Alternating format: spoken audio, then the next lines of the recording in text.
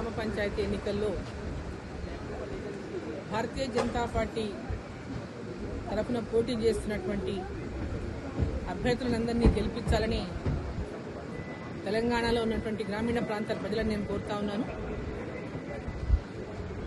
తెలంగాణ రాష్ట్రంలో ఇవాళ గ్రామ పంచాయతీలకు పెద్ద ఎత్తున నిధులు ఇచ్చి గ్రామ పంచాయతీల అభివృద్ధికి కృషి చేస్తున్నటువంటి కేంద్ర ప్రభుత్వానికి మీరందరూ మద్దతుగా నిలబడాలని, 2 సంవత్సరాలు అవుతున్నా ఈ రాష్ట్ర ప్రభుత్వం అధికారంలోకి వచ్చి ఒక్క గ్రామ పంచాయతీ కూడా ₹1 నిధులు ఇవ్వాలనేటువంటి విషయాన్ని కూడా గ్రామస్తులందరూ గమనించాలి. ఈరోజు తెలంగాణ రాష్ట్రంలో గ్రామీణాభివృద్ధి జరగాలన్నా, గ్రామాల లోపల పెద్ద ఎత్తున పేదలకు అభివృద్ధి కార్యక్రమాలు అందించాలన్నా, రైతులకు, మహిళలకు, యువతకి విద్య, వైద్యం అన్ని రంగాల్లోనూ ఇవాళ నరేంద్ర మోదీ గారి ప్రభుత్వం మరి పెద్ద ఎత్తున అభివృద్ధికి తోడ్పడుతున్నటువంటి నేపథ్యంలో గ్రామ పంచాయతీ ఎన్నికల్లో భారతీయ జనతా పార్టీ మద్దతుదారులను గెలిపించాలని నేను మిమ్మల్ని అందరినీ, ప్రజలందరినీ, గ్రామీణ ప్రాంతాల ప్రజలందరినీ, తెలంగాణ ప్రజలందరినీ నేను కోరుతా ఉన్నా.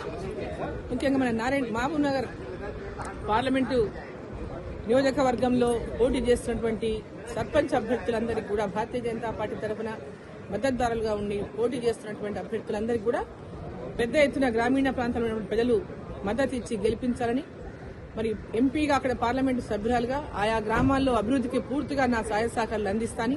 ప్రతి గ్రామ పంచాయతీకి మీరు ఎక్కడైతే సర్పంచ్లను భారతీయ జనతా పార్టీ మద్దతుదారులను గెలిపిస్తారో ఆ గ్రామానికి 10 లక్షల రూపాయల నిధులను మరి నా పార్లమెంటు సభ్యురాలుగా ఆ గ్రామానికి అందజేస్తానని కూడా ఈ సందర్భంగా తెలియజేస్తూ, పెద్ద ఎత్తున మీరందరూ కూడా సహకరించి భారతీయ జనతా పార్టీ మద్దతుదారులను, సర్పంచ్లను గెలిపించాలని, వార్డు మెంబర్లను గెలిపించాలని మిమ్మల్ని అందరినీ నేను కోరుతాను.